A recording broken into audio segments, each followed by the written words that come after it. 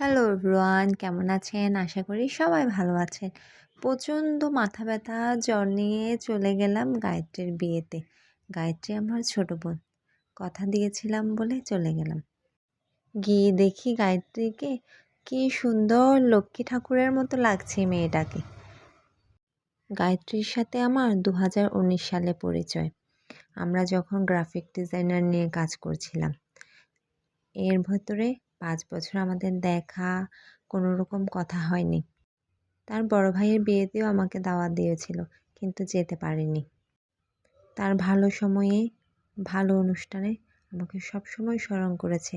তার বিয়ের দিনে যদি না যায় খুবই মন খারাপ করবে। 2 দিন আগে ফোন করে বলল, দিদি আমার বিয়ে আসতে পারবে? আমি বললাম হ্যাঁ আসতে পারবো, কথা দিলাম। বিয়ের দিনও সকালে ওর জন্য গিফট নিয়ে আসলাম, কিন্তু সন্ধ্যার মধ্যে প্রচুর মাথা ব্যথা জ্বর, বিছনা থেকে উঠতে পারতেছিলাম না।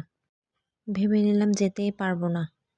9টার দিকে আমার হাজবেন্ড এসে বলল, যদি না যাও ও মন খারাপ করবে, তোমাকে খুবই আবদার করে ইনভাইট করলো, চলো দেখা করে গিফট দিয়ে চলে আসবে। এই বলে 15 থেকে 20 মিনিটের মধ্যে রেডি হয়ে চলে গেলাম 10টার দিকে। গিয়ে দেখলাম তখন বর মাত্র আসলো, কারণ ওদের বিয়ে রাতে হয়। বরের পিছন পিছন আমিও এন্ট্রি করলাম। আমার ছেলে তো অনেক খুশি, বিয়েতে গিয়ে লাফালাফি করতেছিল। কিছু কিছু সম্পর্ক রক্তের সম্পর্ক থেকেই বেশি হয়। আমি এই গ্রাফিক ডিজাইন শিখতে গিয়ে অনেক ভাই বোনদের সাথে দেখা, অনেক ভাই বোনদের সাথে পরিচয়, বড় ভাই বড় বোন ছোট ভাইয়ের সাথে পরিচয়। তাদের সাথে আমাদের এখনও যোগাযোগ রয়েছে। কথা না হলেও কিছু কিছু স্মৃতি, কিছু কিছু মধুর সম্পর্ক এখনও রয়ে গেছে। পিতার সমতুল্য আমাদের স্যার আমাদেরকে খুবই সুন্দর করে হাতে ধরে আমাদেরকে শিখিয়েছেন। সেই স্মৃতি এখনও ভোলার মতো না।